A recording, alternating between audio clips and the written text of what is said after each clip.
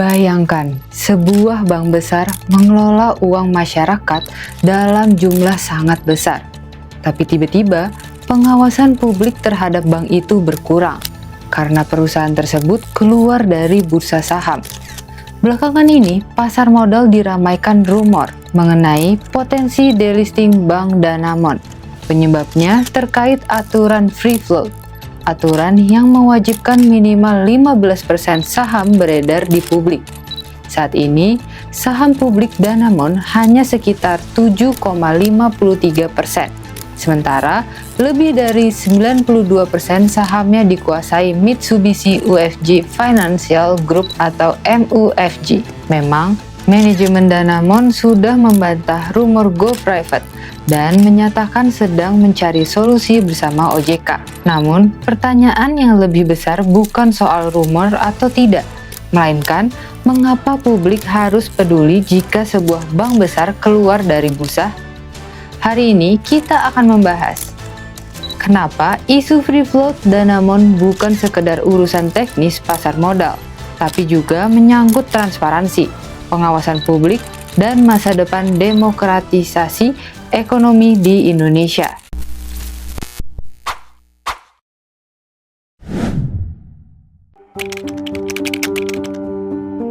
Banyak orang menganggap free float hanyalah angka teknis, padahal dampaknya jauh lebih besar. Free float adalah porsi saham yang dimiliki publik.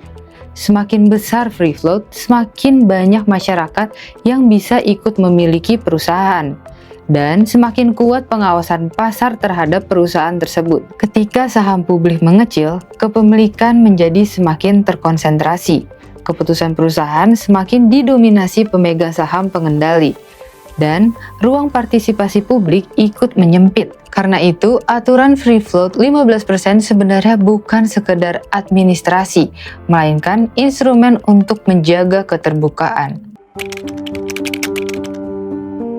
Mari lihat dari sudut yang lebih sederhana.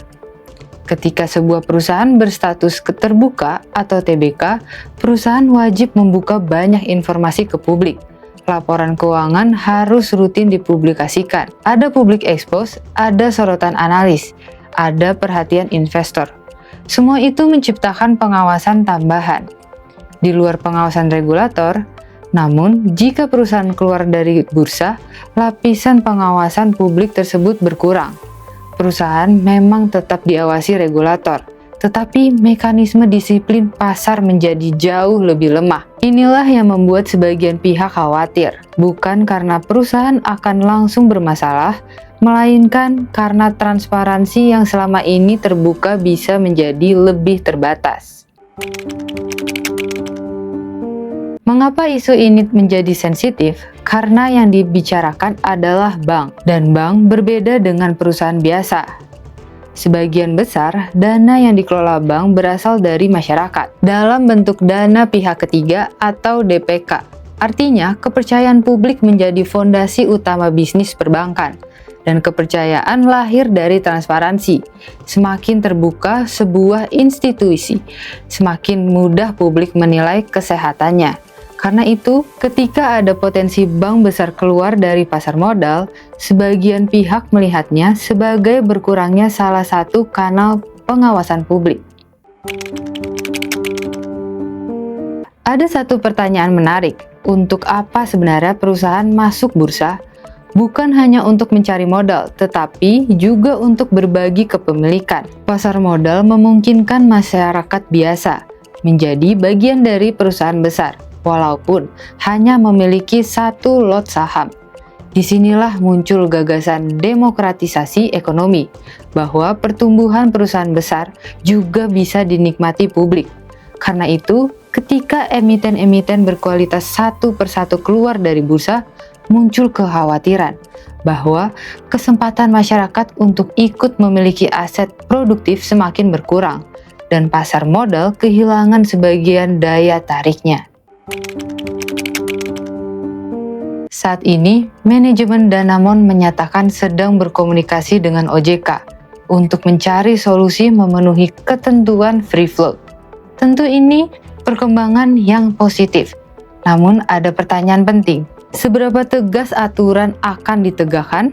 Karena jika dispensasi diberikan terlalu lama, maka pesan muncul ke pasar bisa menjadi kurang baik.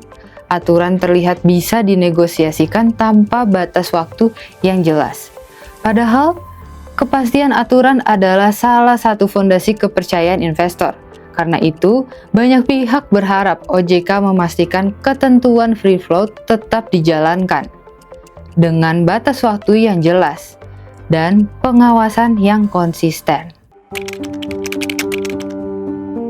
Yang dipertaruhkan bukan hanya satu emiten, bukan hanya satu bank, tetapi prinsip dasar pasar modal itu sendiri, yaitu transparansi, akuntabilitas, dan keterlibatan publik.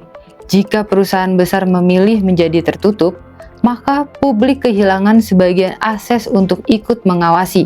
Dan ketika transparansi berkurang, kepercayaan juga berpotensi ikut melemah. Karena pasar modal yang sehat bukan hanya tempat mencari keuntungan, tetapi juga ruang bagi ruang publik mengawasi kekuatan ekonomi besar. Pada akhirnya, rumor delisting Danamon mungkin benar, mungkin juga tidak, karena hingga saat ini manajemen menyatakan belum memiliki rencana go private. Namun diskusi yang muncul dari isu ini tetap penting, karena mengingat kita bahwa pasar modal bukan sekedar tempat jual beli saham. Ia juga merupakan mekanisme transparansi dan sarana pengawasan publik. Ketika perusahaan besar tetap terbuka, publik memiliki mata untuk melihat. Dan ketika mata itu diredupkan, pengawasan menjadi lebih terbatas. Karena itu, perdebatan soal free float bukan hanya soal angka 15%, tetapi soal bagaimana menjaga pasar modal tetap terbuka, adil, dan memberi ruang bagi publik untuk ikut mengawasi ekonomi nasional. Kalau menurut kamu, apakah bank-bank besar sebaiknya tetap berada di bursa saham? Atau perusahaan bebas menentukan sendiri apakah ingin go private? Tulis pendapatmu di kolom komentar, like dan share video ini, dan jangan lupa follow Infobank TV agar makin melek ekonomi dan keuangan.